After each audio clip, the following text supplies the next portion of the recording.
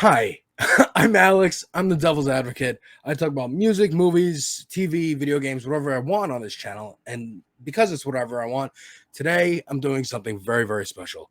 I'm doing my first interview with Pastor Ben.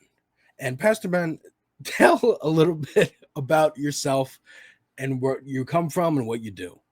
Look, I am Pastor Ben. I am legitimately a pastor. I am a researcher. I am an artificial intelligence Zen master. I am a political commentator. And, honestly, I love the Lord Jesus Christ. And I'm surrounded by pentagrams. What am I doing on this channel? Except for you are a really cool dude, man. And like we've had a chance to sit on shows before. Yeah. And I had a chance to just watch your stuff. Like Yeah, what you have you watched? I'm look, interested. no, like no, I'm in. If I would just give you the most recent one, the first day of this space, I just want to talk about that one because Yeah. that was, to me, that was different than some of the stuff on. Not really different, but it just you had a, you know how. No, you can keep the Okay. pentagrams up, man. I'm just thinking what's you most you aesthetically have pleasing. a real you have this thing that you do, man, that you really do bring the audience along with you. And I don't know like how long your channel has been up, but I think that what's going to happen real soon, especially like with what we're doing over this space, people like you know how to get people's attention. And I was sitting there watching you, and you kept calling yourself, I think you're calling yourself ADHD. Yeah. And I was like, no, this is the right speed. This is the right speed for people's brains today in 2025. Like you Yeah. kept my attention the entire time. Everyone And caught up to me. right. We're catching up to you. Like the shorts, the YouTube shorts has Yeah. perfectly programmed us for your presentation style. But on top of that, you have a really good analysis, and you're I a good appreciate that. faith actor. I really feel like what I respected most about you is that you really analyze stuff and you go where the truth is. So on top of all that, man, I dig it. Thank you. Excuse Thank excuse you very my much. High excuse my big praise. old Oh, nobody can country beat glass. this thing. There it is. Oh, I'm Covered in slipping. stickers. I'm gonna get a new I voted sticker tomorrow when I go vote Yeah. for Zoran. Yes, good. We're Um, looking forward to that. but my first question is really like multifaceted. What is your family history with music? Like, what Oh, kind of music did you listen to in the house? When oh did you man. discover and get into our different uh, things, rap and hip hop? And when Yeah. did you learn about Kendrick? And when did you learn about Drake? Okay. Yeah.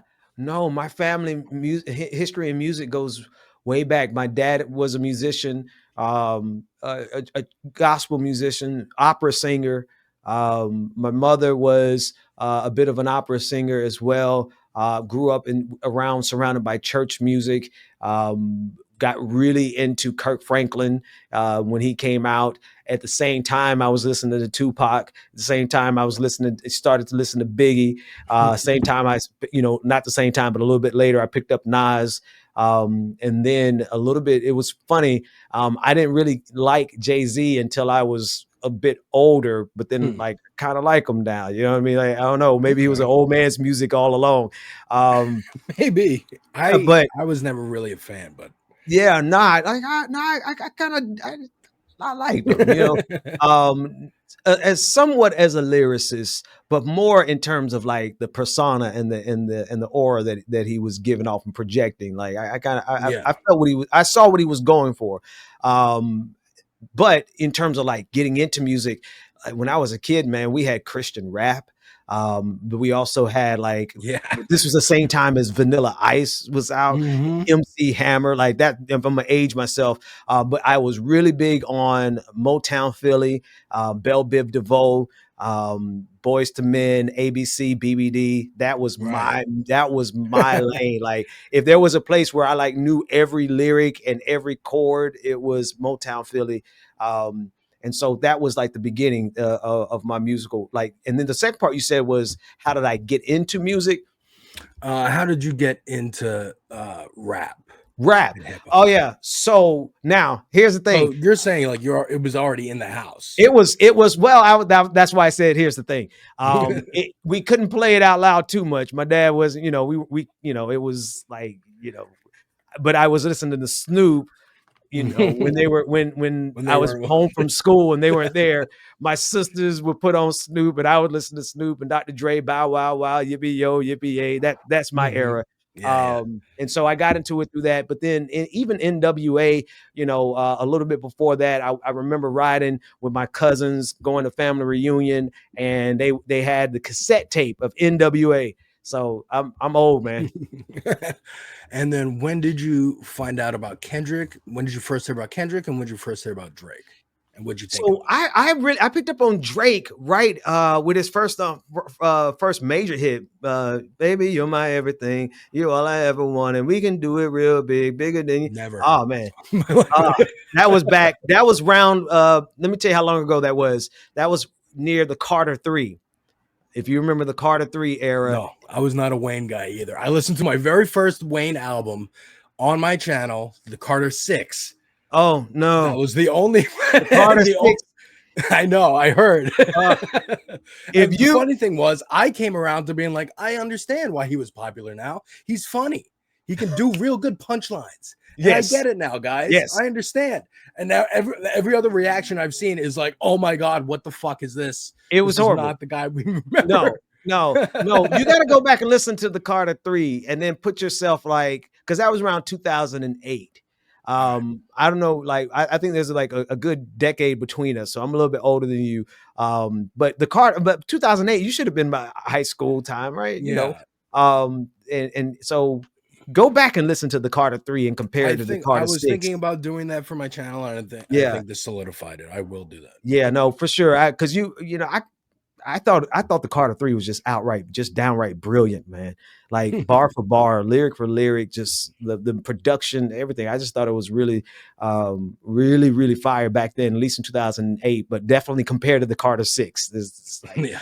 um, I'm so, interested to but hear. but the question was Drake. So Drake had his very first hit with right in that same era, right? I guess 2009, 2008, Yeah. 2009, 2010,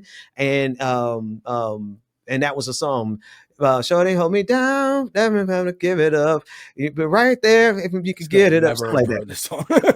Oh man, that was his biggest. That was one of his. Well, he had a whole lot of big commercial hits after that. So I would just say that was his very first hit and coming on the scene. And when you listen to it, he sounds just like Lil Wayne. So Okay. Yeah. that'll let you know how old it is. Um, Kendrick Lamar. I feel like Kendrick's been in the backdrop of my rap interest for a long time. I can't even remember the first song I've heard by Kendrick. I would say no, I can't. Honestly, I don't know. Hmm. I don't even know when. Honestly, I like Kendrick Lamar. I've listened to Kendrick Lamar. I think Kendrick Lamar has bars, but I never really followed his career as much as I have recently. So I can't say like Yeah. way back when, like I can with Drake, though. Yeah. That's fair. That's fair. I think that's a lot of people. We're like, holy crap! Like we knew this guy existed, but we didn't know he was like this. Yes, yes. Yeah. That's 100%. Like, you always heard about. Matter of fact, I definitely remember hearing about him somewhere around like 2014 when I was teaching, and the students at the school was like, "You got to listen to this Kendrick Lamar." And I Hmm. was like, so that was, I think, maybe some of my first memories of hearing his name and finally checking him out over the years. So I'm gonna give my side, my Okay. answers to these questions. My family history with music. My father's black and Christian. My mother's white and Jewish. I separate those things because I think religions are ideas and aren't genetic, and we'll talk more about that later when we get into the religion question. But uh, my mom doesn't really give a crap about music. My dad, Mm, though, was in a rock band in high school, and he nice. loves like Zeppelin and The Who and Beatles, ACDC, the classic bands. So there was a lot of music in my house growing up, and mostly he wanted me to get into that. I took music. I went to music school as a little kid. I wanted me to learn how to play the guitar. Wasn't happening. I did not have the aptitude for that, nor the patience. And one day, I discovered having a play date at my friend's house. She put on the song "Eat It" by Weird Al Yankovic, Okay, yeah, and I had heard "Beat It" by Michael yeah. Jackson before, but didn't know what the song was about. Didn't even really understand what the lyrics were. But "Eat It" I could understand perfectly. It was funny. It was coherent. And from that, my dad came to pick me up, and I'll never forget. I said, "I want a Weird Al tape."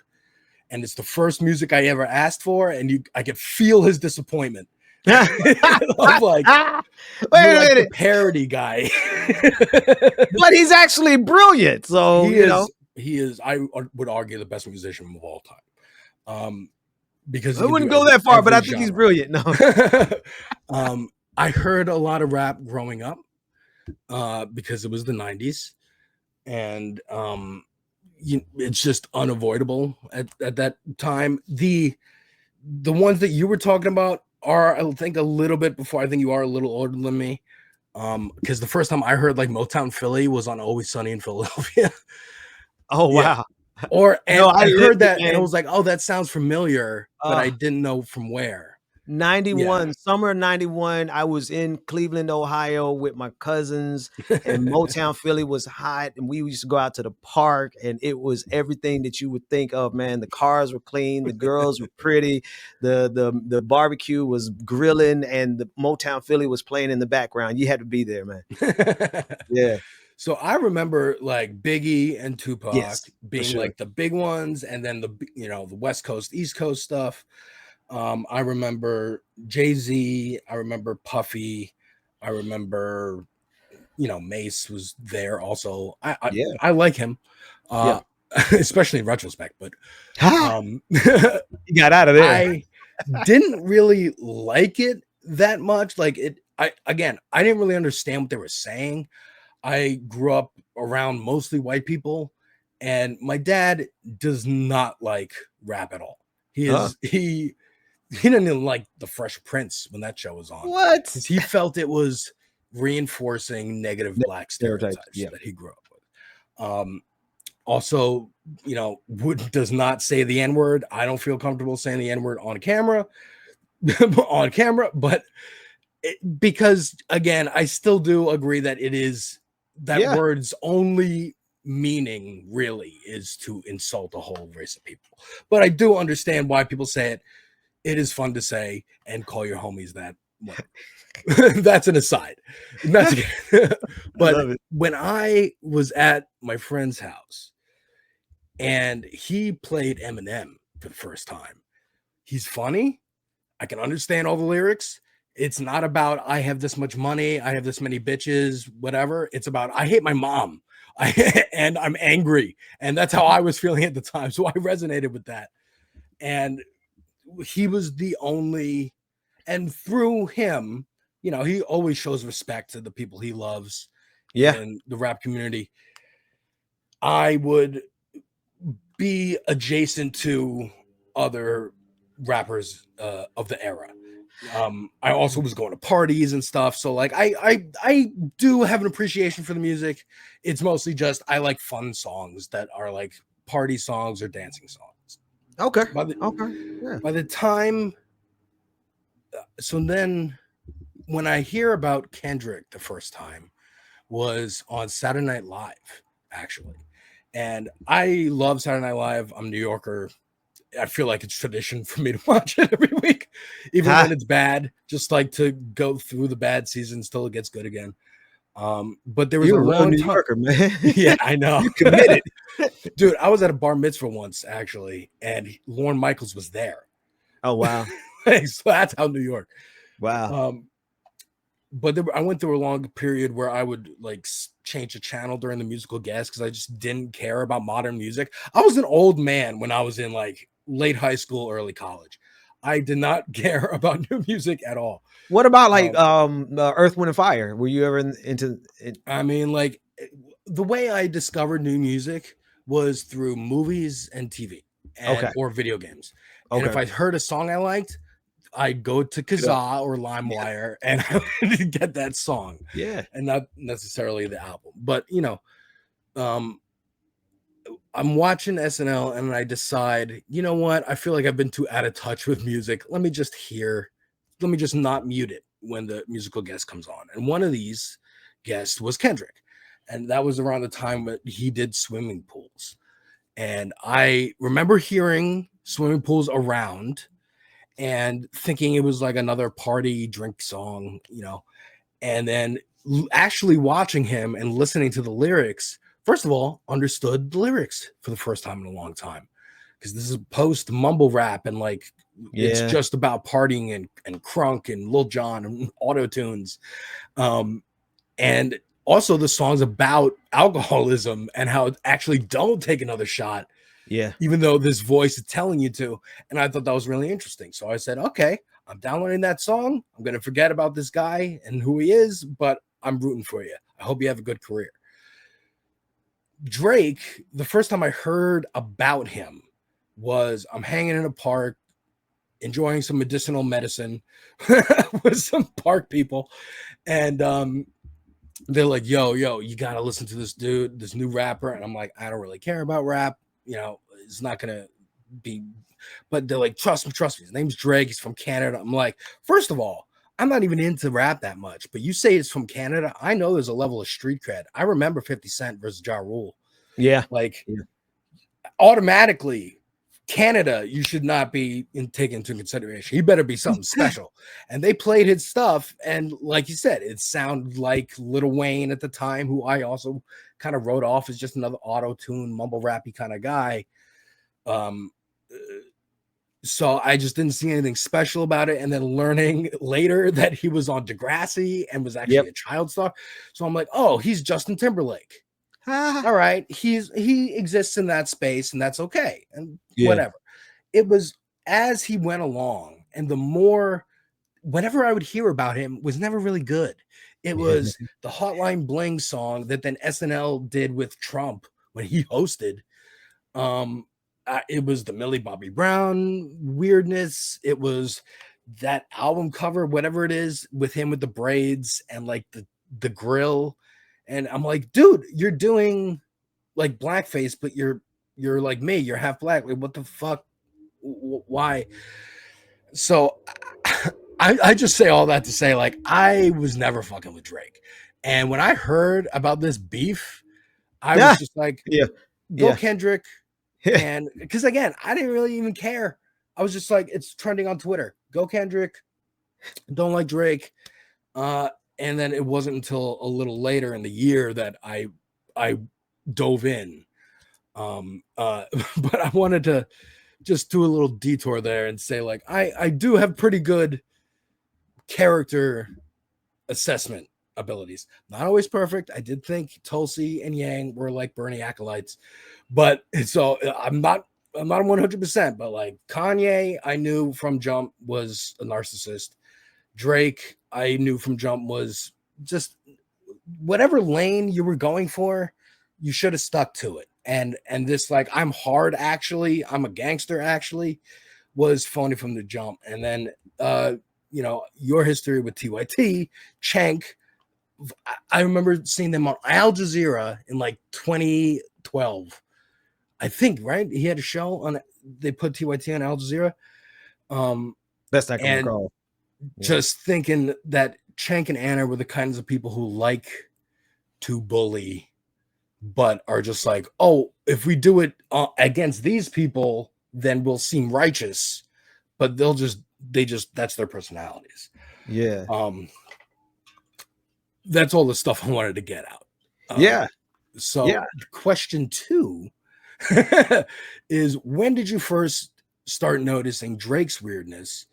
And where were you when you heard the first shots fired in the beef? So I was actually here in this room, and so I want to back up to Drake. So I like Drake, and let me say why I like Drake, because I like his ghostwriter.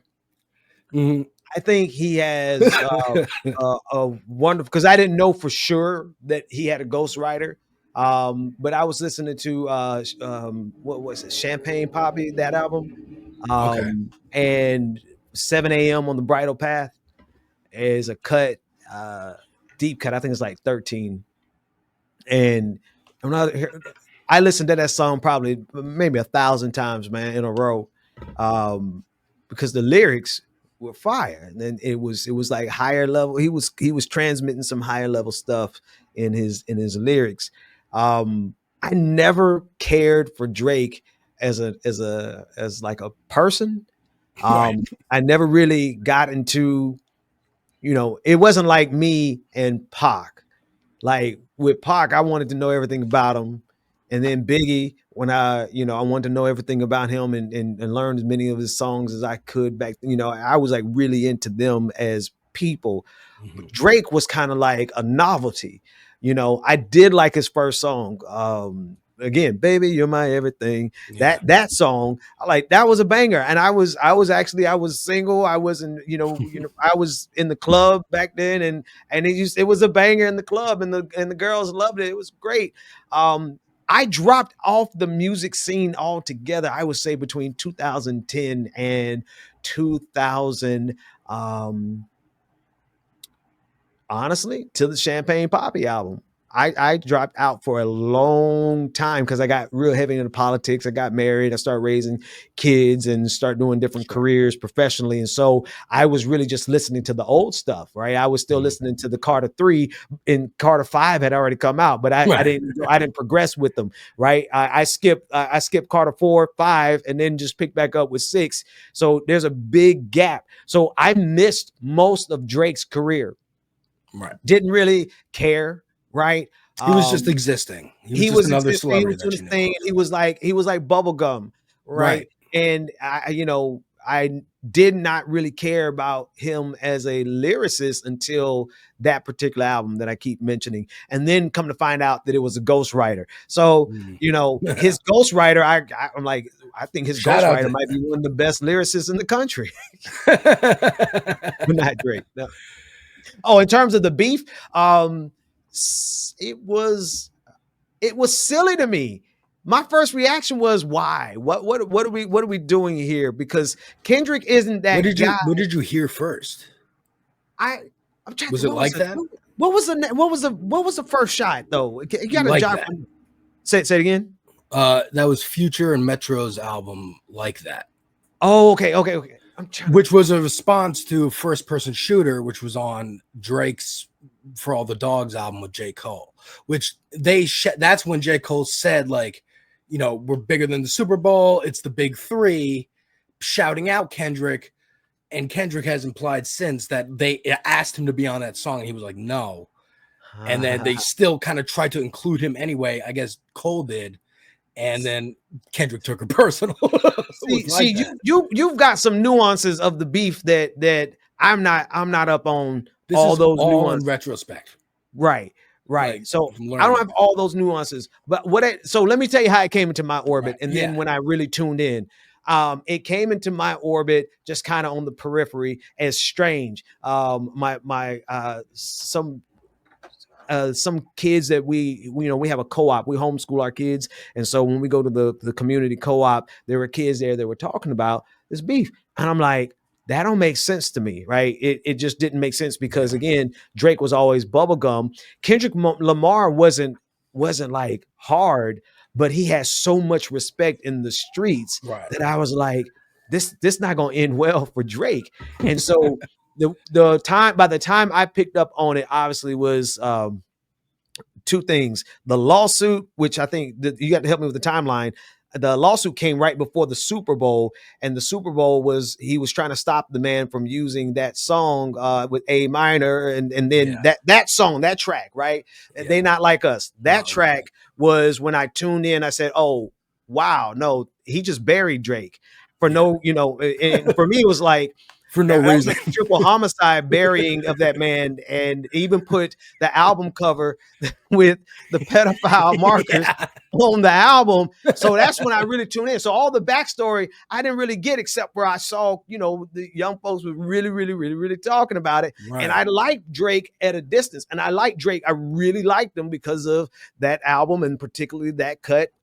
Come to be disappointed that it wasn't even him. It was so I had no problem like distancing myself, like, I don't, what is this guy? What is he doing? And then I come full circle, and I think the same things that you said. Drake has never been that guy, not from his first album all the way to the one that I liked. I don't even know how many he's done since then, right? But he's never been that guy. He's been the pop bubblegum, but he's always tried to blend in, almost as bad as when he was sitting in the Toronto Raptors meeting and taking pictures in a jumpsuit. That's another piece that's like just came across my like social media, and I'm like, what are we doing here? Are you a Raptor? Like, what is going on? Do you own the team now? And it was like, no, he just like wants to sit in, and they let him. And I'm like, all right. Reminded me of when Kevin Hart ran onto the field when the Eagles won the Super Bowl one year, and like wanted to get on stage with them, and they were like, dude, no. He was like shit-faced drunk. But I get it. The excitement. At least he was drunk. He had an excuse. Yeah. Drake was because stone sober, Drake man. Was like taking notes, like he's part of the team. And that's really like that really. So through this whole process, though, Drake has shown one, he just has no what's it called? He doesn't see himself, right? Yeah, self-awareness. He has zero self-awareness. That's number one. But number two, he's like not happy or satisfied with anything that he has. It's almost like he's got to have something that he wants something that he can never have, even though he's got almost the whole world in his hands. It's like, bro, like at some point you got to learn to be satisfied that you are one of. It's almost like Vanilla Ice getting as big as and bigger than Lil Wayne and not being satisfied that he isn't legitimately the best lyricist. Like, you ran a hustle, you ran a play, enjoy that instead of trying to be like, no, I'm the real deal. No, you're not. Enjoy what you did do, though. Much like how Elon wants to be lauded as this genius. Or a gamer. Or a genius. Yeah. Either one. Where he will pay other people to actually, Steve Jobs did the same thing. Pay other people to come up with the technology and then come out and be like, hey, look what I'm presenting with the world. Right. And don't you want to laud celebration onto me? Right. And everyone's like, we like the technology. We're not big fans of like you in particular. That part. And that's the thing. Like, that should be the point. The point should be we did something cool and we did it together. But for people like Drake and Elon Musk, you nailed that with Elon. You nailed that. It's like, no, I want to be the person to get credit for it. But the thing is like, you didn't do it. And so if you didn't do it, what is that? How do you try to go out and represent something that you didn't do, but you're not happy? Because they think get credit for doing they think if everyone buys into their own delusion, the empty hole will go away. Like they think like if everyone said, no, Elon, you're a genius, you created Tesla, you're the best, everybody loves you. And he had that for a while, but it wasn't like everybody. It wasn't every single person. He was still seeing criticism. If he's still seeing criticism, that means there's something wrong. He's not getting perfect praise from every. It's really, with Elon, it's his father, but I don't know what it is with Drake. The first time, like, I started noticing Drake's weirdness again was the Millie Bobby Brown, the picture with the Toronto Raptors. Yeah, like, and shout out to her for being young and naive. She was on a red carpet. And the interviewer asked, like, so what do you guys talk about? And she's like, boys and the industry and this and that. And just saying what it was, where you could feel Drake somewhere being like, dude, don't talk about the fact that he talked on the phone. Like a predator. And it's really, really creepy. You Um, just reminded me of what the first beef though. And it's coming to me. It wasn't even the first beef I tuned into wasn't even him with Kendrick Lamar. It was him and Pusha T. okay. And when Pusha T exposed the fact that he had a whole baby, Yeah, and then Drake had to come out and admit, yeah, no, I do have a whole baby. And that's somebody said like insane. this. He was like, Pusha T is a 40-year-old man with braids still. Why would you even think you could get into a beef with him and come out alive? It's like, Right. what are we doing here, Drake? And again, that's something that I only heard in retrospect and all the reviews and stuff I watched since like that happened, and that's where the kid was revealed. The fact that Drake was going to roll out the reveal that he had a son with like an Adidas Uh-huh. brand deal is Oh so wow. gross and crazy. Wow. And I even didn't know like that listening to, detail. yeah, that's crazy. And Yeah. then Pusha says on that track where when he just says like, you have a child. It's not even rapping anymore. He's like just disappointed in him as a human being. And I haven't kept up with the Travis Scott thing recently, but I feel like he's doing that with Travis Scott too. You got me on Travis Scott. The last thing I know about Travis Scott was all those people who got ran at the festival thing. That's the He's last thing I one remember. who I'm also like, I have no idea who you are, and I'm Yeah. probably better off for knowing that. The first now last year was an interesting journey for me. I heard about the beef while it was happening in like March and April and May, just on Twitter. And just like I said earlier, like, oh, they're beefing. Okay, go Kendrick, just tacitly, like I do with sports teams. Like, go Giants, go Jets. I don't care. Just New York, whatever. I don't like Drake. Go whoever's against him. And then seeing when Not Like Us came out, that repeated so much. And I was like, man, that must have been a hell of a battle, huh? But it wasn't until I started seeing like videos and teasers from Eminem's new album, The Death of Slim Shady, that I was like, oh, Eminem's coming out with something new. And it looks like nostalgic. So I paid attention. And then when that album came out, I listened to the whole thing. I bought it. It was the first album I purchased ever, I think, on iTunes. Because I would always use Kazaa or whatever, but or go to the store and physically buy the CD itself. That's the era I'm from. And so I listened to that, and then I was like, you know what? I started seeing reactions recommended to me on YouTube, and I didn't know music reactions were a thing because I was like, oh, every studio would DMCA these. You couldn't possibly do this, but people do. So then I started watching all these for Eminem. And then I started getting recommended the music video for Not Like Us. And I was like, hey, I remember this coming out. I remember it being a big deal. Let's check this out. Me and my fiance watched it, heard it, was like, oh my God, this is devastating to Drake. What the hell sprung? And that's when I saw all these music reactors that I was watching for Eminem and was like, oh, let me see if they have something on the beef, and fell into this world of Screwface Jean, Jay Black, FD Signifier, Potty Mouth Podcast, Ole. I mean, I already was watching Ole, Oleyemi Olurin, but Torre from MSNBC, Rap Latte, and Curtis King, the company man. Also learning about akademiks, Kai Cenat, DJ Vlad, Adam 22. I wanted to ask, do you know a lot the names I threw out?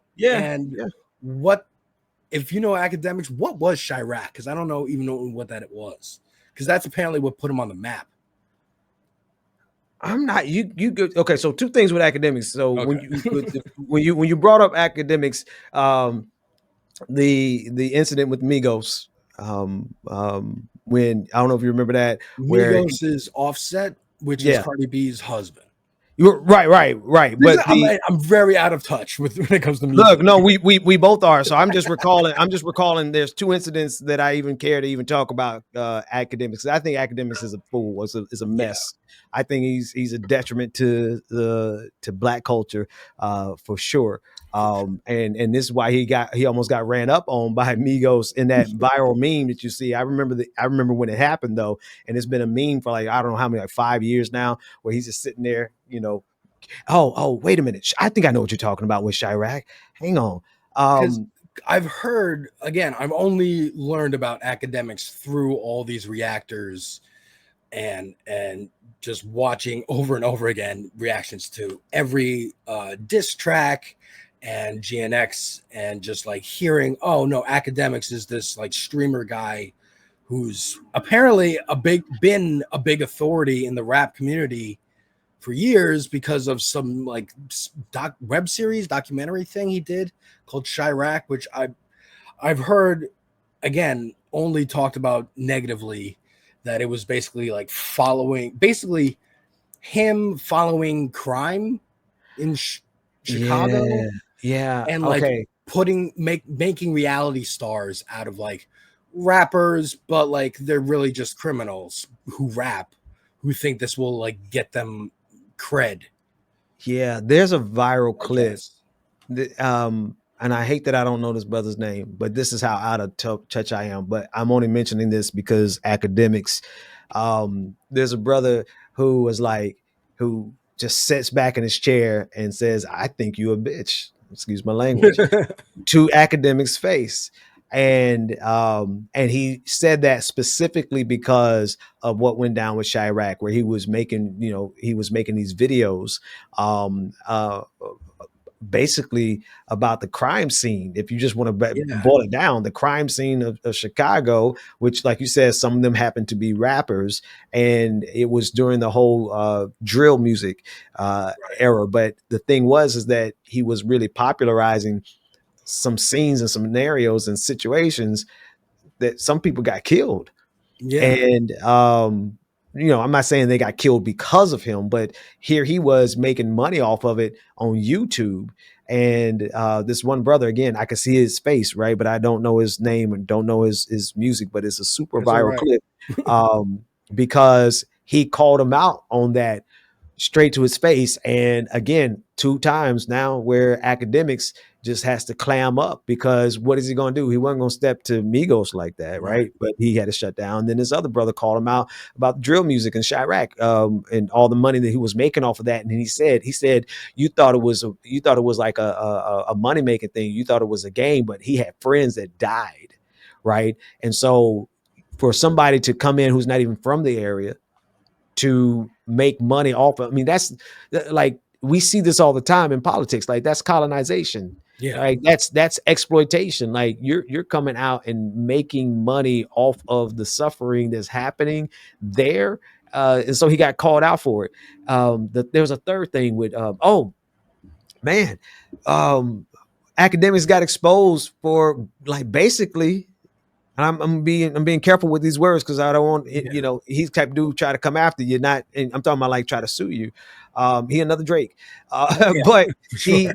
he got caught looking like he was grooming a 15-year-old boy on a Yeah. live stream. I don't know if you remember that. I do remember that because actually, like, out of the specifically music reactors, I've really been a fan of Screwface Jean, and I think it's Jean. It's spelled Jean. So I'm gonna say it like that. But if it's John, correct me if you ever see this. Uh, he was the one who made that video, who Ah, exposing academics, and good. then that got picked up by everyone else. He was the one, Yeah, I think, initially who got sent it by the kid in the video. They were on good. like a live stream, and he was talking about inappropriate stuff to be talking about when a 15-year-old is on a live stream with you.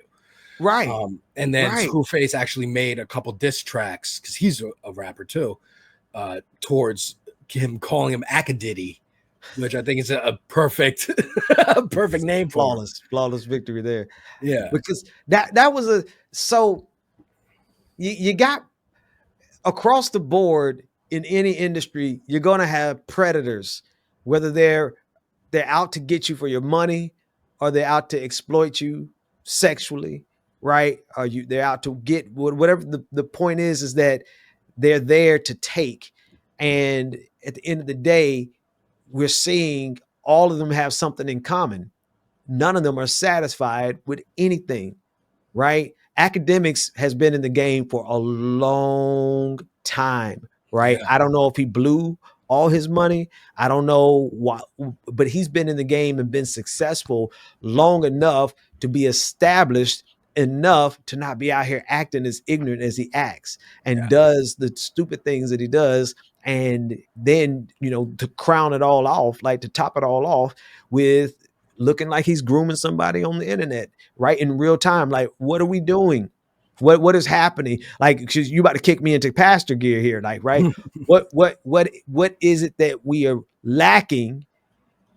Or is it that you just are never satisfied with anything? You just got to take and take and take, Yeah. right? And so that's the same exact spirit that we see with Drake, because he can never be satisfied with all the success that you have. What is it that you want? At what point will you be happy? And I think it's always it's not only a vanity thing, but it's like it's an envy thing.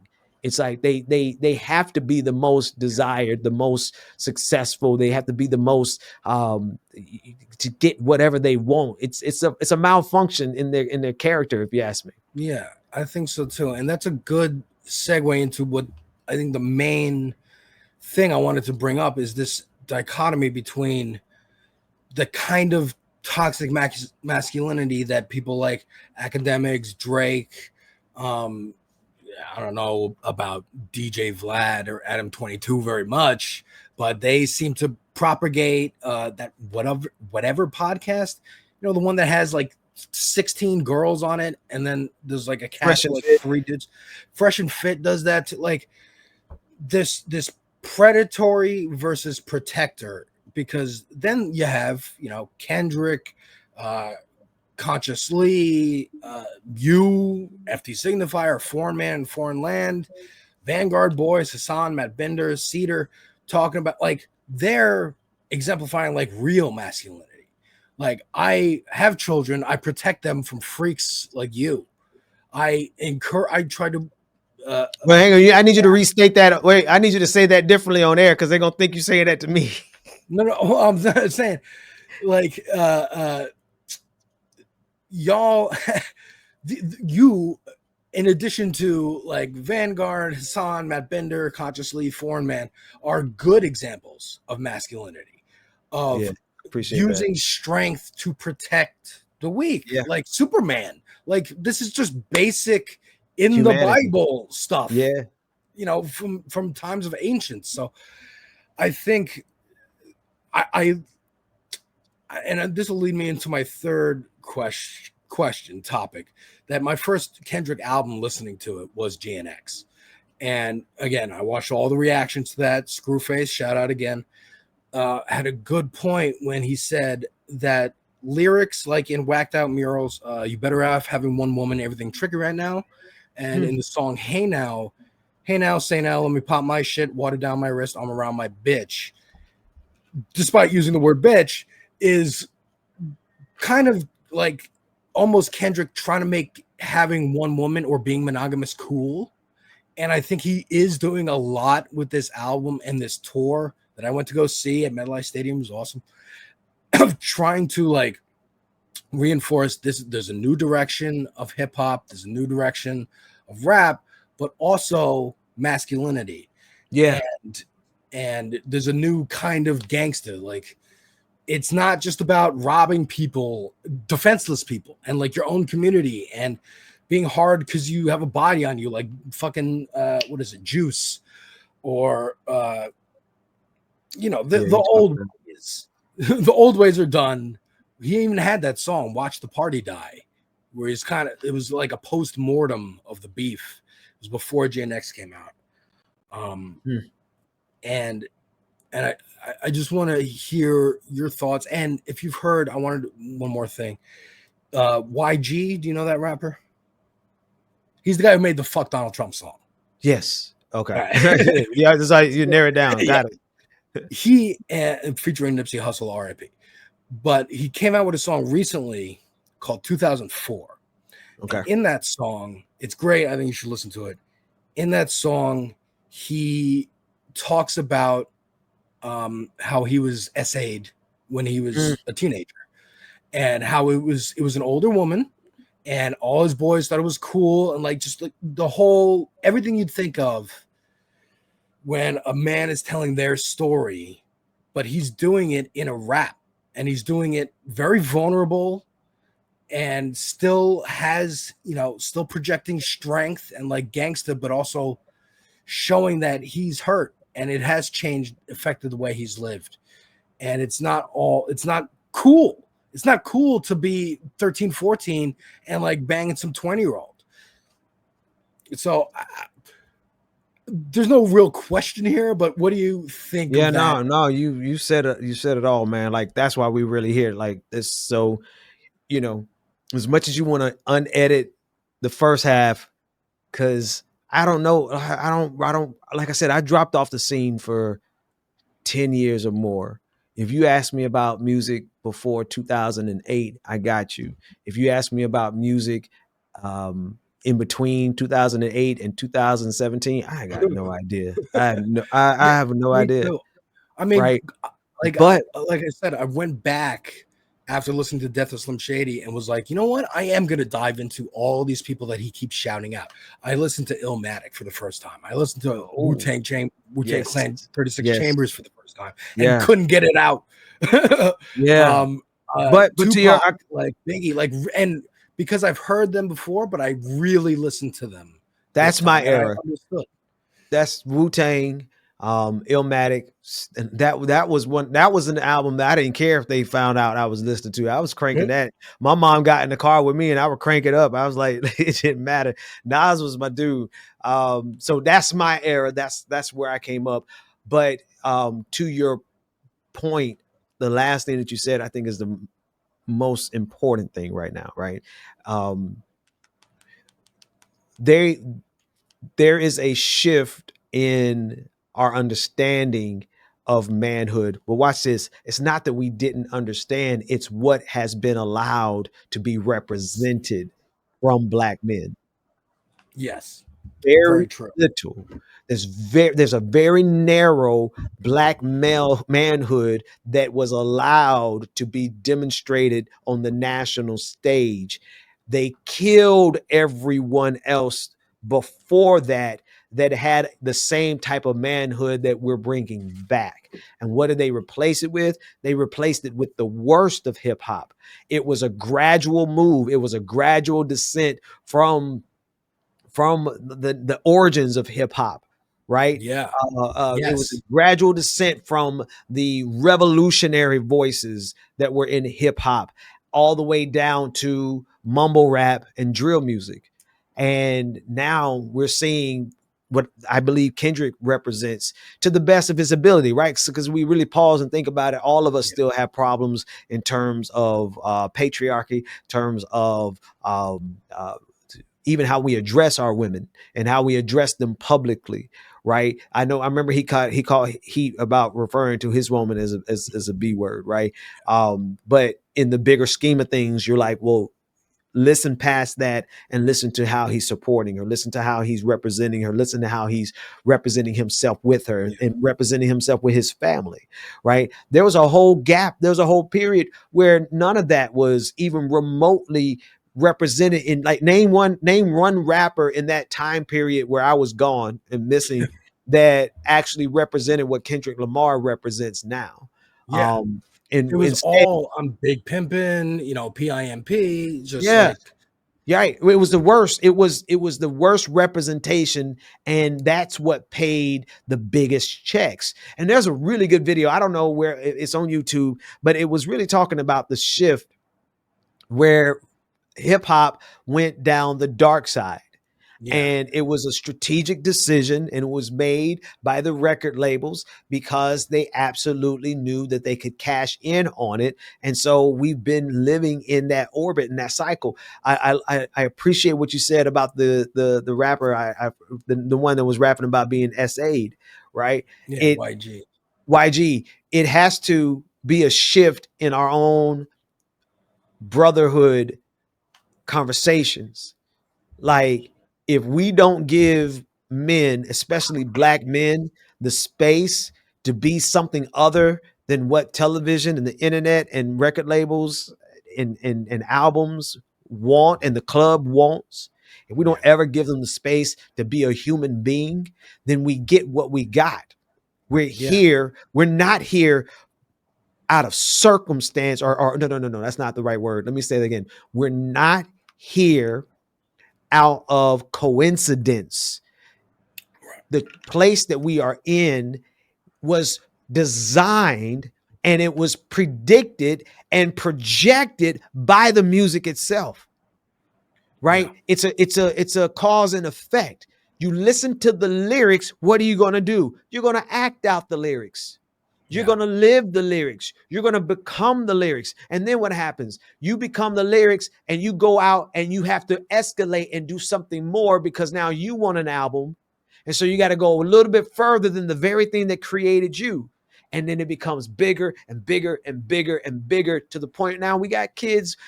How many rappers have been killed and they probably didn't even sell 1,000 albums, but they were The a first rapper? time, the first time I heard of XXX Extension was when he died. The first time I heard of Nipsey Hussle was when he was murdered. Mm. This was, I'm very out of touch, I know this, but and that's part of the academic Chirac thing. Like a lot of the the drill rappers or younger SoundCloud era Yeah. were like trying to make noise however they could, whether that's catching a charge and going to jail or whatever, to get this popularity they thought, because that's what old gangster rappers talked about. Yeah. But look at how it got monetized. It got hit with the algorithm. And what do I mean by that? It was a way for them to come up. All of Yeah, it is still rooted in survival, right? I'm gonna yeah, let's keep it, let's for keep it, sure. let's take it all the way down to the core of it. Any dope boy on the street, it begins with survival, Trying to then feed yourself and your trying to family. eat for themselves because they're That's the in. root of all crime. Let's be real, right? Crime is an economic phenomenon, Yeah, right? People try to lay this at the feet of black men as if it is our character. When you put the same people in the same structure, same phenomenon, same poverty, same yeah, conditions, thrown in the same ghetto. I don't care if they're white, I don't care if they're Hispanic, I don't care if they're European or African. Doesn't matter. You're going to get the same results. But what's uniquely different right now is that they've attached the vanity of the social media, the vanity or rather not just the vanity, but the opportunity of going viral. yeah. That devil right there, like, just if I do something and I could go viral, I could make some money.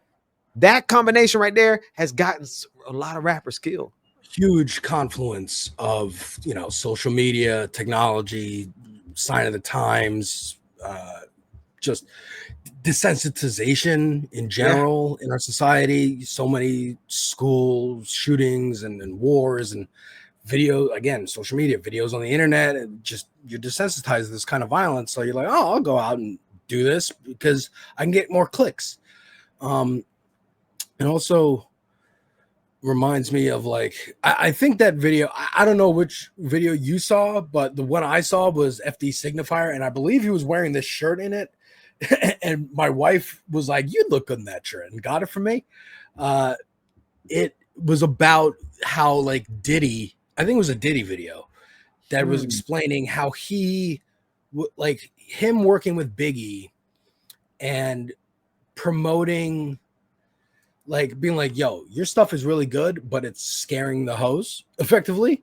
So we're going to put it on like bouncier, funner tracks and create the like party atmosphere and lean into that. And then Biggie died. He immediately, like, I mean, the first time I heard Every Step You Take by Yeah, Sting was Puffy's version for yep. Biggie. And, like, immediately monetizing his death. I didn't realize that. I thought it was like, oh, it's his friend. He's sad. No, but in retrospect, I'm like, oh no, he's laying claim to the Biggie empire with Right. this. That was a good story he didn't get any money off that song because he didn't clear the royalties. Oh, really? He didn't get clearance from what's my man name? Sting? Yeah, he did not get, and so I didn't know that until like last year that he didn't get any money off of that, and which is good for him because how do you, Yeah, like you really. said, how do you monetize if he was really your friend? How do Mhm. you immediately monetize his death? Yeah. And then listening to again, it's on my channel, me listening to Outkast's first album for the Oh first yeah, time, yeah, because I remember like Sorry Miss Jackson and Roses and like those fun party songs from when I was growing up, but I didn't know that that first album is very almost a rebuttal to like Snoop Dogg and just the gangster rap in general. It's like we can still be this smooth and this cool, but still have morals and have standards and don't want to glorify. We'll still talk about like, I'm roll up in a place with my gun, don't fuck with me, but not glorifying it and trying to make it like emphasize that it is for survival.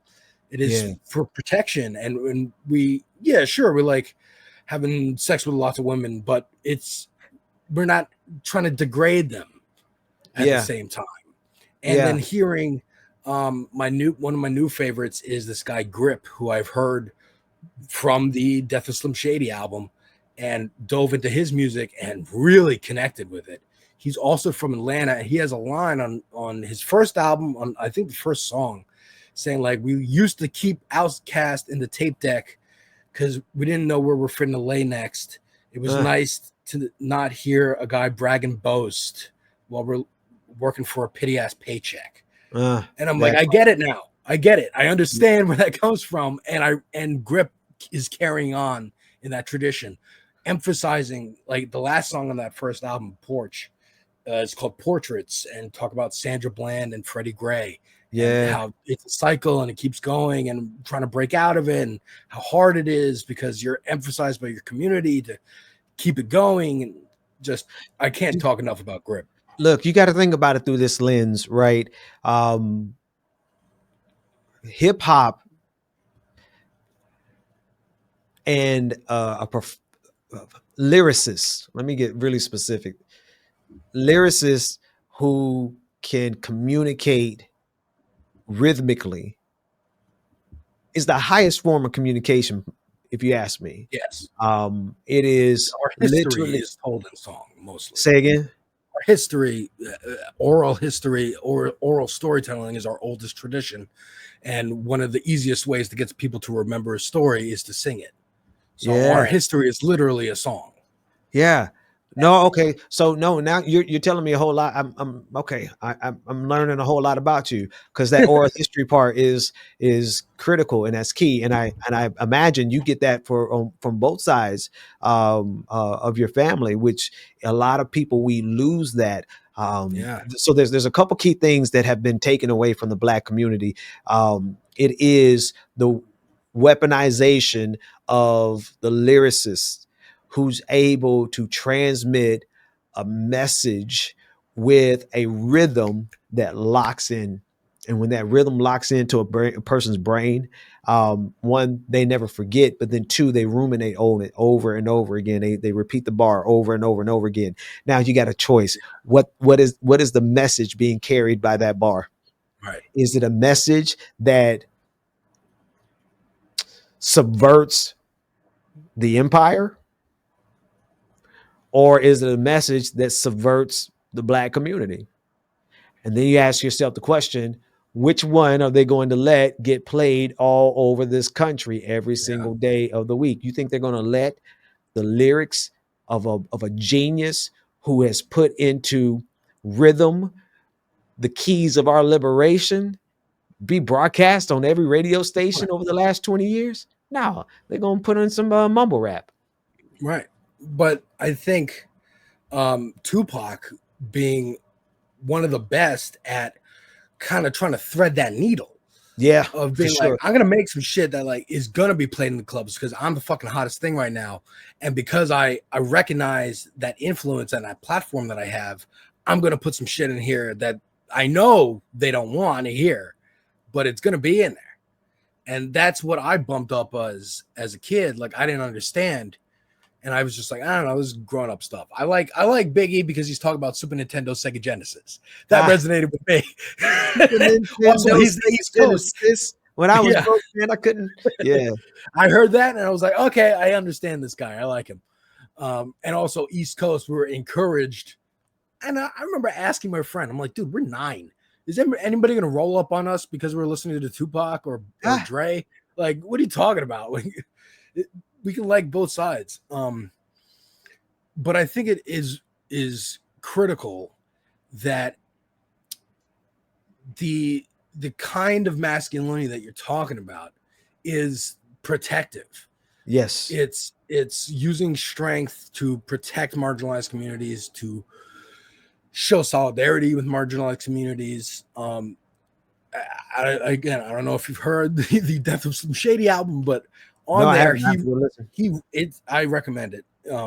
He wrestles with Slim Shady, like when everyone remembers of him being super homophobic and like shock value and all that kind of stuff, and kind of deconstructing it in maybe not the most artful way. I think it's great despite my criticisms, but in it, there are lines where he's like, you know, basically showing support for gay people, for trans people, for uh, always has shown support for black people throughout his career, but really going out of his way here to show growth and to show Yeah. that he's not he's I mean he's in his 50s now. He's a grandfather. Like and one of his kids is non-binary. So he went out there for Kamala, man. Like this guy who easily could have fell into the right-wing pipeline. Easily. Like he's trailer trash from jump. Easily could have fell into that.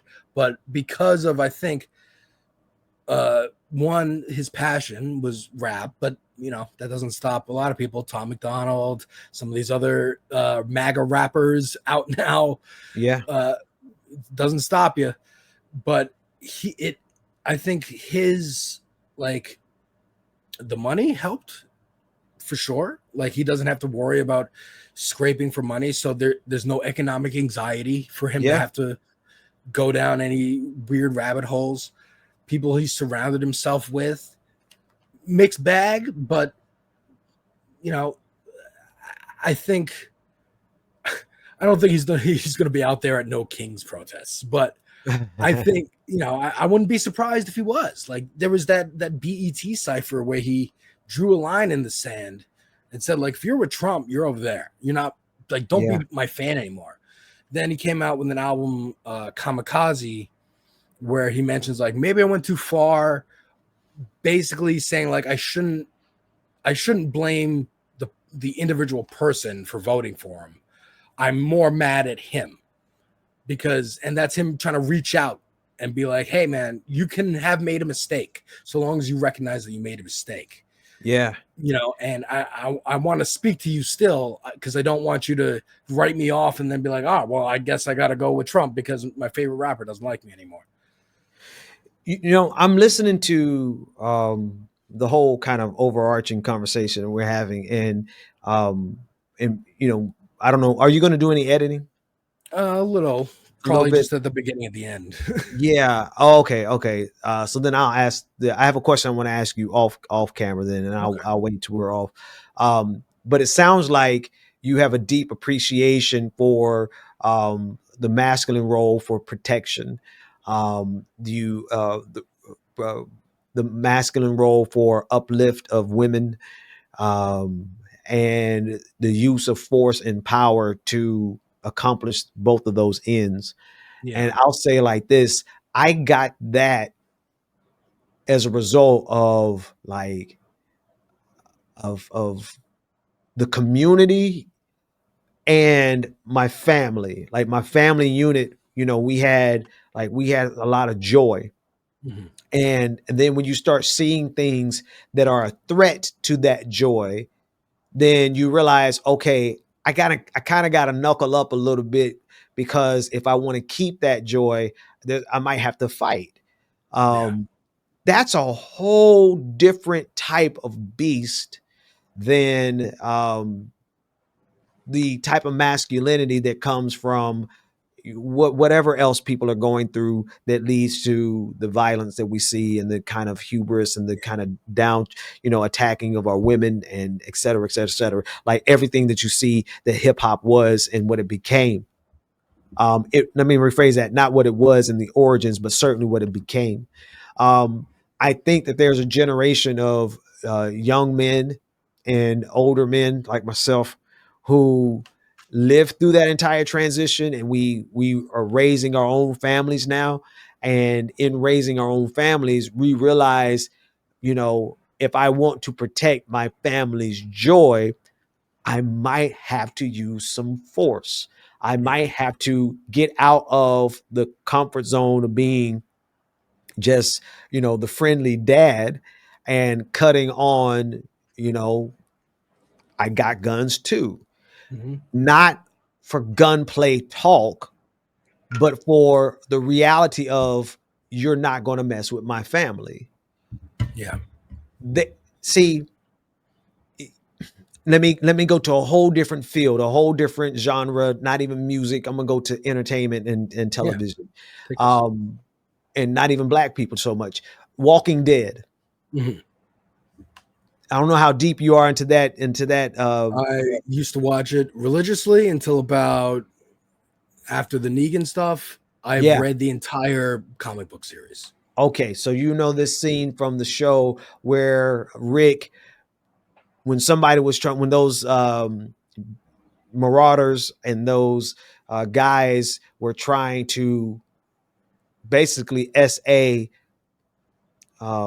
what's his son name? Carl. I gotta say Yeah, that. yeah, Uh, Rick bit that man's neck, yeah, ripped his jugular out with his teeth. yeah, Now, you want to talk about violence, and you want to talk about gunplay. I don't think you're going to find people who are more willing to be as violent as necessary in order to protect their children.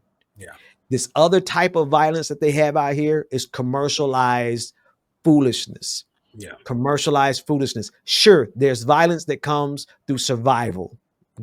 Got it. Check that. But violence over a block that you don't own, yeah, right? But that's what became the ethos as well as the path for their survival. And so when you mix up survival with an insanely concocted plot and plan and pathway for you to succeed for your survival, what am I saying? It's like, if you get an entire community of people and you show them that the only way out is for you to dominate a block that you don't even own, right? You get a level of violence that has destroyed our communities. Chicago can't, I'm not from there, so I like to be careful when I talk about people's cities, but there was an 8-year-old boy who got caught up because of his father's gang beef. mhm. And they assassinated to Sean. I've got to remember my little Oh, brother's I last do name. remember this story. And I don't they remember the name though. executed that 8-year-old boy in a back alley as a result of his dad. Yeah, Man, that level of violence is a product of our hip hop culture. Again, it's also a product of capitalism and caging people in one block and yeah, saying, y'all fight over that block. And if you maintain that block, if you can control that block, then you can make money and you can be the king of the hood. You can right. be basically a warlord. Yeah. Right? It's the same structure that we see happening and playing out in Africa, in so many African nations. Whoever could bring the most violence, then who's at the top? The colonizers, white Yeah. supremacy, all of those institutions, they don't care who the victor is. They just want somebody who's going to maintain a level of violent control over the masses. What am You I want to saying? be the guy who's handing the white people the money, the At the colonizers end the of the money, day, at because the you end get of a the little bit for yourself. And so long as you're holding everybody else down and you that's can be right. that guy, they'll fight over that spot. Same thing, because you got to know there's very few kingpins who aren't having to pay the system something. Yeah. They got to pay some cops, they got to Yeah. pay some judges. They pay these structures, so they're not even free. But what they are, they're the good warlord. They're the system's preferred warlord, and they're the ones who can maintain a level of violence in the community that keeps black people getting killed and keeps us from ever organizing amongst ourselves. But here's what I'm saying: there's another level of fighter, Yes. another level of people willing to wield violence, but we wield it righteously. We Yeah. wield it on behalf of our children. We will wield it on behalf of our families. We'll wield it on behalf of our comrades and our allies, right? Yeah. You know what I mean? Like, we ain't gonna sit around and watch. Why you think I'm gonna sit around and watch somebody from the LGBTQIA community get attacked? Now, me, I'm a little guy. I can't do much except I'm a really good shot. I could see you come from about a Mhm. mile away. But in terms of like fisticuffs, I ain't talking like beef like that. I ain't talking about swinging on nobody in But the even street. standing up, if you're in a public place and someone's giving a trans person a hard time, just Say being a something. body to just interrupt that confrontation. Exactly. I remember one time I Exactly. was at McDonald's early in the morning going to get breakfast before work, and there was a homeless guy harassing one of the service worker, what do you call it, cashiers. And obviously this guy's in a terrible position. He's homeless. He has no money. Mentally, probably screwed up a lot. And I don't know what he's arguing about, but he's got his food, or they're making his food.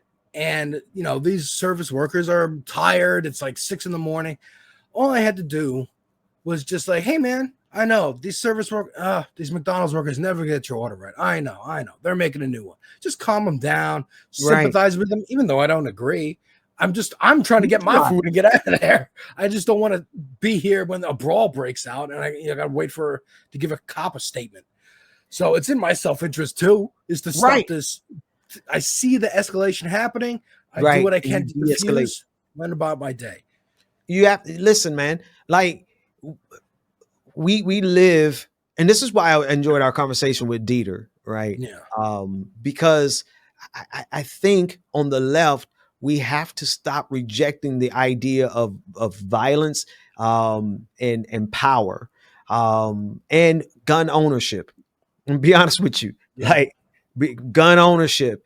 Every single leftist on the face of the planet needs to be well armed. Why? Not for a revolution. We can't win. We can't win a Yeah. gun revolution, a violent revolution. We can't. Don't even try it. But you could protect your children. You could protect your family, and you could protect your comrades and your community. And that's what we should do. And there has to become a point. Like, and I think this is all connected back to the music. The music isn't telling us to die for our street, for our Right. family. It's telling us to die for a block that we don't even own. Or it's telling you to defend your family like Kendrick does. And Very Kendrick rarely. This is is a why great, I love yeah, to see what Kendrick is doing now. it was a great example of using violence, which I would say Meet the Grams is definitely violence. Euphoria is pretty violent, and Not Like Us was the kill shot. And showing that like you can just put out a couple songs in a very calculated way, dismantle a whole career, Yeah. and send Because him who listening to Drake spiraling right out of now? control. Out of control, dude. It's doing lawsuits against UMG, not naming Kendrick directly because he doesn't want that smoke again. And I think there's a recent that happened this year battle between a New York rapper called Joey Badass and several West Coast rappers, Daylight, um, uh, Ray Vaughn, some other TDE, Kendrick adjacent people, because he was really like going at Kendrick. And what this battle showed was really, it was all in fun. This was we're just sparring, having a good time, jokey battle. There was hard lines in there, like, rappers are going to go hard. They want to win. But there was this sense of like, this is for the culture. I'm not, New York's up, West Coast is up. Everyone's having a good time. Everyone's loving these songs and being part of this beef. And this is really, everyone's on an equal playing field. And it's not a David and Goliath thing that like Kendrick did with Drake, where it's like, no, I viscerally don't like this person and I want him gone. It was I'm challenge you to like, give me my best licks back. And then he takes some licks and then he puts out stuff. It's really like a good sparring match and shows that kind of masculinity. Like, we can get our aggression out. We could still play Mario Kart hard against each other, or do a boxing match against each other, or rap against each other. But we still, we dust ourselves off. We shake hands at the end, and we move on. Yeah, and it's a way to get that aggressive side out. I'm sorry. Right. There is a place for there is a place for violence. Right. Sports, and it's too. unfortunate. It's an unfortunate requirement in a world that is as violent as the world we live in. There's a place for ego. Yeah. It's unfortunate, but there's a place for it when consider the world that we live in. There's a place for power. Again, I think it's unfortunate, but if you consider the world that we live in, you will be destroyed if you're not willing to use those three things to protect your family, to protect your community, to protect your tribe. We can't fool ourselves into thinking that we can kumbaya ourselves. Speaking of that, that's one of the bars out of 7 a.m. on the Bridal Path. Kumbaya, boombaye, right? We're not going to be able to be peaceful with people who have violent intentions for us. Yes. As much as we want to be peaceful, the Bible actually says, as much as you can live in peace amongst the people, do it. The key phrase is as much as it's possible, right? As much as you can, because there's a threshold. And this is where we're passing that Rubicon. We're passing that threshold now where the right and the fascists in this country are literally executing violence against us in a structured fashion. And so if we sit back and say, oh no, well, we don't believe in guns. I don't believe in guns, but you better believe I got a whole bunch of them now. Right. The other people do. We don't believe in violence. The people who want to hurt you do. Exactly. They believe in guns. They believe in violence. And so, and this is where it ties in with ego. If we bring all of those three things, violence, and let me change that. Force. I'm going to say force instead of violence. If we use force, ego, and we bring those things under subjection in service of protection. You said it multiple times in this call, right? If we do that in honor, in order to protect, then there's no limit. I mean, it's righteous. Right. There's the only limit, the only threshold is stop when violence is no longer needed, when force is no longer needed. Don't go far. Don't go overboard. Don't let it just extend and go further and further. You got to have the ability to stop yourself, because once it unlocks, it's like, if you, I don't know how many fights that you've been in, but the ones that I actually got into, like, I had to actually physically tell myself when to stop, because I wasn't going to stop. That's what violence does to you. The few I've been in, I had to be consciously aware of, like, this could end in a hospital and a police visit, and I don't want that. Yes. That's the spot that we have to, no matter who or what we are, we have to teach that the how to stop. Yeah. But a lot of us don't even know how to be. A lot of us don't even know how to begin. And as much as I would love to never have to, the world is kind of making it where we might. Yeah.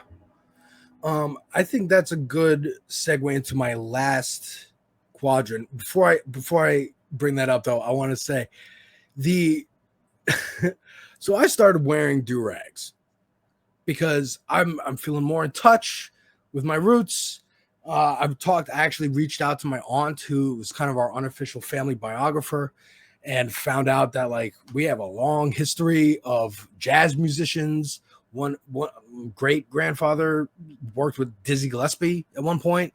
Like I had no idea, and I had Wow. no real desire until my fiance came into my life, really, to like dig into my family history because she has such a tie to it. She's Polish and has lots of family in Poland, and has been there and knows it, speaks it. You know, her parents are from. So I'm like, well, where do I come from? What are my? Because I have vague, family stories that my parents told me, but I never really like was that interested. And I don't have the best relationship with my parents for most of my growing up, but it was now I'm more interested in digging into that. And I knew my aunt really dug into that, so I asked her, and she's been sending me so many like photos and stories, and I'm really appreciating it. Um, I bring up the do rag thing just because the other day it's new, right? It's like a month or two old. I've been wearing do rags and I've something I always kind of wanted to, but never felt like I could or would be appropriate to for whatever reason. Probably internalized racism, probably feeling I wasn't black enough, all these things. And I went downstairs to get something from the fridge, and my mom goes, why are you wearing that? What do you like? You're not black, you're not a drug dealer. And then my dad, who keep in mind is black, and she's married to him. My dad's like, and not a convict. And both of them were like, it's disrespectful, just generally for me to be wearing it. And I'm like, but disrespectful to who? Like they're like saying like I'm gonna get run up on the street. I'm gonna walk by a black person and get put. I'm like, but I am black. Like, what are you talking about? And I wanted to go into religion because I didn't. My mom's Jewish, my dad's Christian. We celebrate Hanukkah and Christmas. That's about as far as it goes. Like my dad likes to cook, so he'll use any holiday as an excuse to have some kind of different food. St. Patty's Day, we'll get roast beef sandwiches or whatever. Passover, we have latkes, and so on and so on. But like every year since I was a baby, I've been lighting the candles for Hanukkah. Nobody can tell me I'm not Jewish. No one can tell me I'm not black. No one can tell me any of these things because I look at my parents. It's just like a child, like simple association. No one can tell me. I remember hearing like, oh, if your mother's Jewish, that means you're full Jewish. But I'm like, yeah, but on the other side, if your dad's Christian, you're full Christian. So that cancels each other. Like, I don't like people telling me what I am ever. Right. And so I really didn't grow up with much religion. I didn't even really know it was that popular anymore. Like I thought in the 90s, like, oh no, that's just a thing people used to do. And some people still do. But I didn't know, no. The church has never gone away. It is one of the biggest institutions in the world. Yeah. And it that lack of going to church or temple, or my mom asked me, or I asked my mom, why aren't I having a bar mitzvah like all my other Jewish friends? She was like, well, do you want to go to temple every Saturday and like learn the Torah and shit? I'm like, more homework? No, I don't want to do that. So for my 13th birthday, I just had everybody give me money, and I was like, that's close enough. Yeah. I never really grew up with religion, so listening to Nas's Illmatic and just even seeing the album covers of his follow-up albums, I'm hesitant because I see the Egyptian thing. I know he really talks about God a lot. I did a series on my channel of going through all the Kendrick albums. Mr. Morale and the Big Steppers is one that I liked, but I didn't download. Maybe because a lot of the songs are very heavy on that, but it is also a lot about his relationship to God and faith. And I just kind of want to end this discussion with a talk about faith, because I can't talk to Pastor Ben and not talk about uh, faith and what it means to you, and how someone growing up with like barely any religion and someone growing up as the son of a pastor can arrive at such similar worldviews, Yeah. and that Yeah. it really doesn't matter how you come to these conclusions, that it's just that you do, Yeah. and your journey with doing See, that. this is why. Okay, let me start here. Uh the Bible says, and this is Christ, he's speaking here, and said that there are sheep who are not of this fold. Let me give you the context of that. He was talking about he was talking to his disciples, saying that he had to go and communicate the message to um, other people who were not a part of that particular religious sect, right? We can interpret that a whole lot of different ways, but it really represents the fact that there is a common bond that exists across a lot of religions, all religions, and non-religions, Yeah, right? What it is, it's just good humanity. What it is being kind.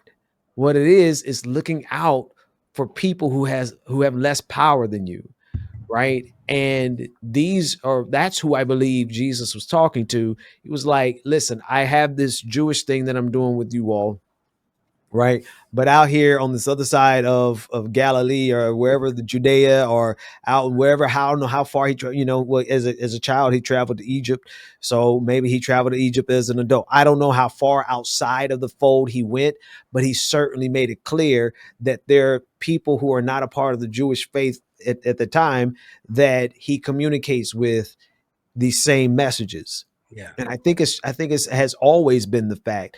The way you and I end up, the way I'm able, and I'm gonna mention it again. I'm surrounded by pentagrams. What's going on? But what I know though, and I think anybody who has sat here and listened to you talk, they know that you care about people. They know that you want to protect people. They know that you want the uplift of the Black community. You want the uplift of Black women, all people, and all marginalized groups. Like, if they've listened to you, they know that you have a fundamentally kind and genuine heart. Now, ask me who I'm going to hang out with: a MAGA Christian or the devil's advocate? Right, because I think I go to there's a couple quotes here that I have written down. One is from South Park, my all-time favorite show ever, um, from a trilogy of episodes they did called Imagination Land. And long story short, they go to a place called Imagination Land where all imaginary characters are real. And at the end of the trilogy, they always have like a lesson in every episode. And the lesson was, it doesn't matter if something is imaginary or real, like, because it has an effect on us and how we act in the real world, regardless. So whether Jesus or Muhammad or Buddha are real, it doesn't matter, because they, like Superman or Batman, have an effect on how I live my life. It taught me morals. It taught me how to treat my neighbors. It taught me lessons, and I act on these lessons. So they are more real than most of us, because most of us aren't going to have long lasting legacies that Yeah, extend generations and generations from now. yeah, But yeah. Bugs Bunny will, but Homer Simpson will, but you know, Zeus will. So that's one. Book of Mormon, the play, also written by the South Park guys. Kind of the lesson at the end of that movie is like, it doesn't really matter what religion you believe in or the finer details of the stories in your holy text. What matters is that same lesson, that you're, so long as you're being kind to other people, you're helping other people, believe whatever you need to believe. If you want to believe the earth is flat, fine. If the earth being flat helps you be kind to your neighbors, helps you. I'm gonna have to stop you right there, champ. Well, I'm We don't saying, need but nobody else talking about the earth is flat. No.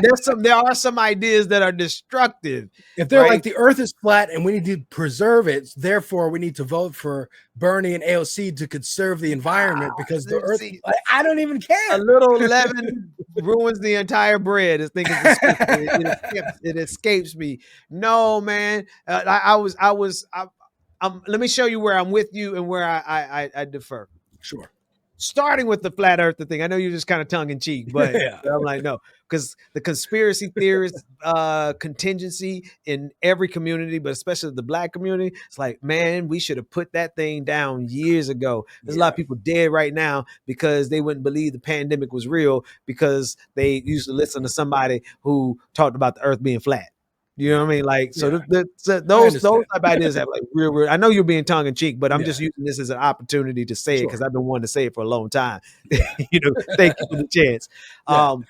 Can't are all. I want to go back to see. I can't agree with you unless I share with you something that's actually deeper and goes a little bit further than I'm ready to share publicly right now. Okay. I'll share with you offline. Sure. Because I can't say that all of the religions are the same except I show you the proof, right? Because then it becomes contradictory to my public, professed, and private faith, right? You know, I'm a Christian, man. I love Jesus. I love the Lord. He heard my cry and pitied my every groan. And watch this.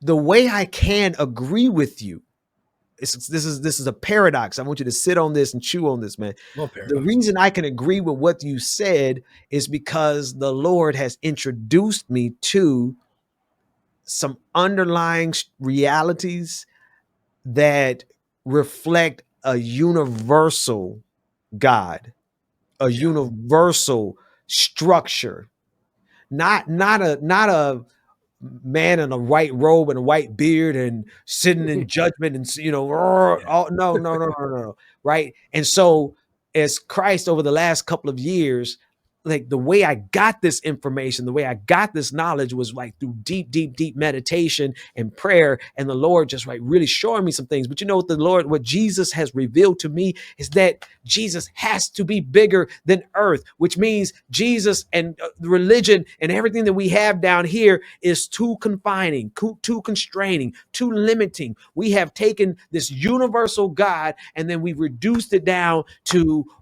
a denomination, a local like you have so many denominations inside of the Christian church, and they all point at each other and say, "No, we're the real one. You're the real one. We're the real one." And then the whole time, it's like God is bigger than Christianity. Yeah, I can say that. I can say that, right? Because logically, it has to be the case. If our God is the God of the universe, then God has got to be bigger than America, than humans, than Christianity, than Earth. Right. This is than what the I bumped Bible. up against as a kid.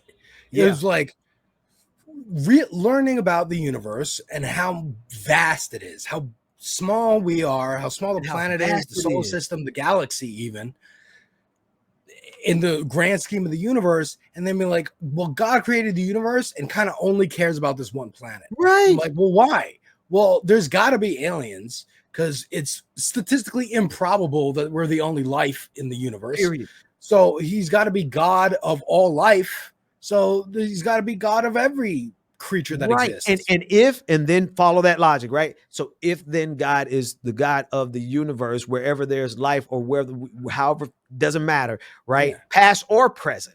right? Come on, look at how absolutely myopic you have to be to believe that in the vastness of the universe, billions of years, like what 14.8 billion year old universe, you know, there's a lot of past behind us, but there's even more future in front of us. And you think that the only life is here on earth. And you think that because you cannot allow yourself to see religion for the chains that it is. Now, here's something else I will agree with you on. Religion on this planet is bondage. It has put humanity in chains, and it has put God in chains. And I'm putting Yeah, air quotes on that because you can't agree put with God that. in chains, except but you can limit our ability to view God Yeah, on this earth. And we've done that. And so religion has done that. But underneath this, I can tell you a little bit more why I see the patterns that you're recognizing, right? You see the common bonds, the common links, right? And at the core of it, it is love. I'm gonna yeah. say that again because that's the whole sermon, and I'm done. I'm gonna leave you alone. We can dismiss church. At the core of it is love. What kind of love? The kind of love that sees someone in need and helps them instead of exploits them. The kind of love that says, I have all of this and they have nothing. Let me give to them and help them. The kind of love that intervenes and doesn't just pass by when someone is being hurt or harmed on the side of the road. Ask the Good Yeah, Samaritan. It's the kind of love that says, I have and I can step in and I can help. Now, is all of that germane and present only in Christianity? No, right. no, it's That's not. through all human history. And Exactly. where I go back to is like it. I don't know any of this by fact. I just assume since we're animals derived from apes, like it's just pack mentality. It is instinctual to protect the pack, to Uh, yes, to war with another tribe who's threatening your food source or something. But like the 10 commandments, I couldn't even list all 10. But like don't no wanton murder just makes sense. We don't want to reduce our numbers. And we may have a justified version for doing that because someone's trying to steal our food or someone's hoarding food or whatever. But don't covet your neighbor's things.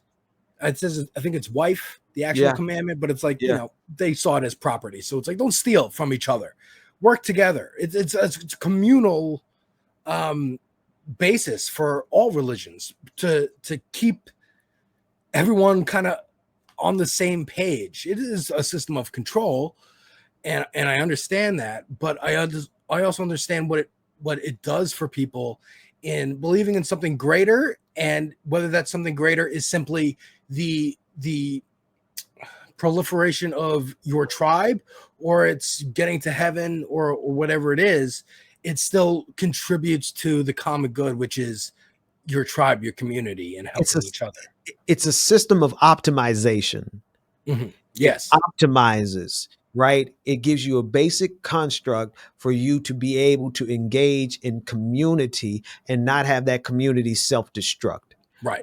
That's the foundation of the 10 commandments. Now we can go a whole lot deeper in terms of all the rest of the laws and then what Jesus came and did. And it became more than just how you treat your neighbor. It's also about how you treat yourself within yourself and how you even think, like how you control, because one of the biggest ones that mess all of us up is when Jesus was like, when you lust after a woman in your heart, you've already committed adultery. That messed all of us up. Like, wait a minute, hold on, fam. Like, I can't even imagine, right?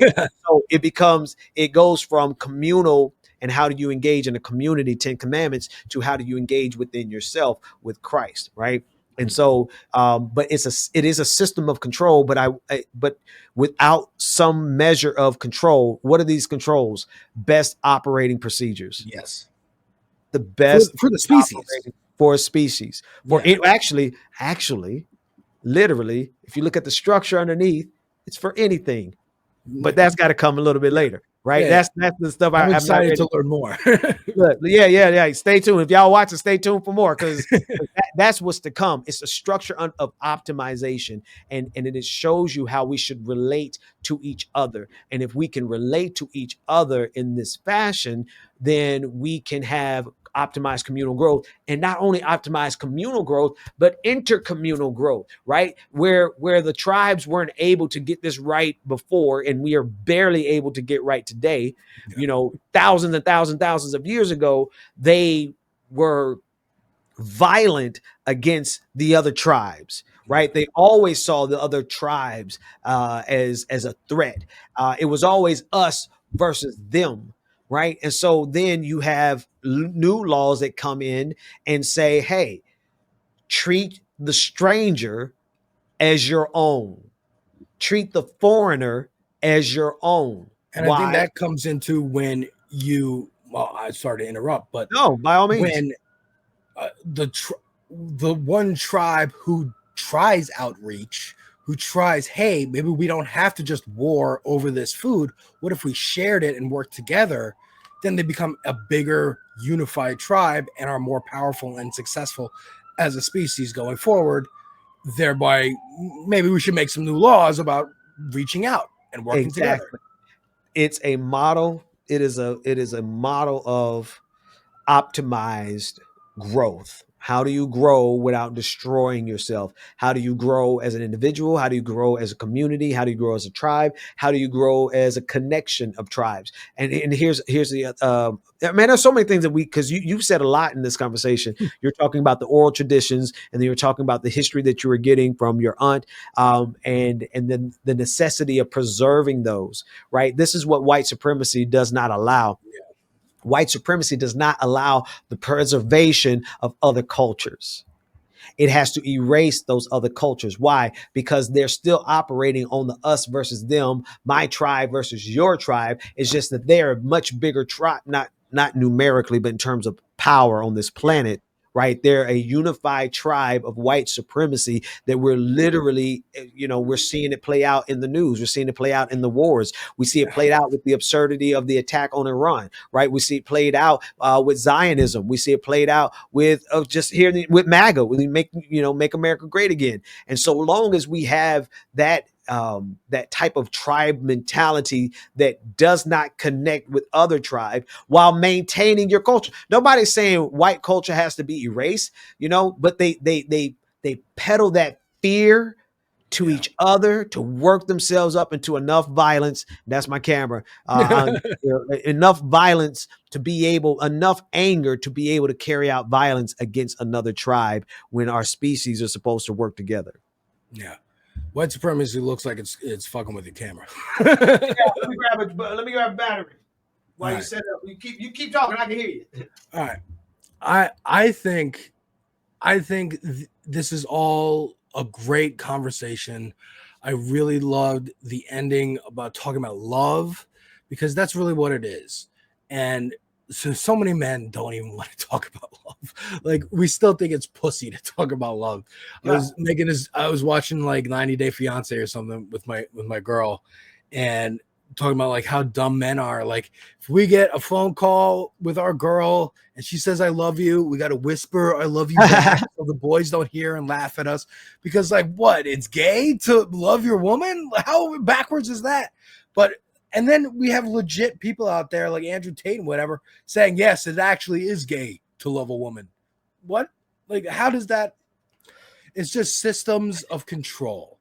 They want to be able to control your behavior, control your thoughts, so that you will line up to buy their next product. So you will line up to vote for their next candidate. So they can keep taking money out of your pocket and putting into their own. It's the oldest story in the book. That's precisely it, man, and you nailed it. And that's that's what I picked up on in your voice and what you do and what you represent. And man, so I like anytime you want to chop it up, man. I really love getting to hear your opinion on the Kendrick Drake stuff. I wish I had a great framing. You can edit that section, because I'm not. Listen again. I gave you my era. I'm 91 to 2008. I'm just because I watched like Olay and Rebecca on Olay talking about Drake and them. So I wanted to hear what Pastor Ben had to say. Hey, I'm kind of heartened to hear it's similar to me. Like, you just kind of heard about it, and then you heard the big songs, and you're like, oh man, he got buried. Look, Look, and again, like, shout out to Drake's ghostwriter. Yeah. Because listen, I'm telling you, Champagne Poppy album, I think it was, in a way, I think it was quite a bit of a jewel to the hip Well, hop, now I'm gonna have to do a reaction to Carter 3, Carter and 3. maybe I'll do a Champagne Poppy Yeah, if nothing else, reaction. do 7 a.m. on the Bridal Path. That is my. Let me tell you, man. At the beginning of, I've been on quite a bit of a journey for the last 4 years, and that track was there at the very beginning, and I think I listened to that thing 1,000 times in a row, and it really kind of just set, like, kind of structured. I don't know what it was doing. It was very useful for me at that time, and lyrically, it was kind of a bar. He had Yeah. some bars in there. Shout out his ghostwriter. Yeah, shout out to his Uh, ghostwriter, because it turned out it wasn't him. I'm He gonna didn't end write this. it. I'm gonna end this by taking a page or two out of Letterhack's book, pun intended, and Okay. recommending some comics. First, I have this book. This is called "The Other History of the DC Universe." It might be backwards on video. No, it's But, it's straightforward. Yeah. it's by John Ridley, Academy Award-winning screenwriter, drawn by Giuseppe Camuncoli, Andrea Cucci, I think it's just Cucci, and Jose Villarrubia. This is a great book. You don't have to know anything about DC Comics to enjoy this. It gives you all the context you'll need for each character. It's kind of like each chapter is about a different black character from DC Comics. Nice. And we'll make references to their history in the books, but you don't need to know it. If you do know it, it's extra points for you. But it's a really great study of, like, what it means to be black in the Justice League, what it means to be black as a street level hero outside of that system. And this other book by Tom King and Phil Hester, Gotham City Year One, which is a pulp crime straight out of the 30s, like, detective story that has a lot to do with race and capitalism and systemic problems in a big city like New York or Gotham. And I would highly recommend both of these to you and to anyone watching. And I just want to say thank you so much for sitting down with me and doing this video. This was a lot of fun. Pleasure's mine. Like and subscribe to me, to Ben, the Ben Dixon Show on YouTube, and Pastor Ben on Twitter and Blue Sky. That's where I am. This space on everything that exists.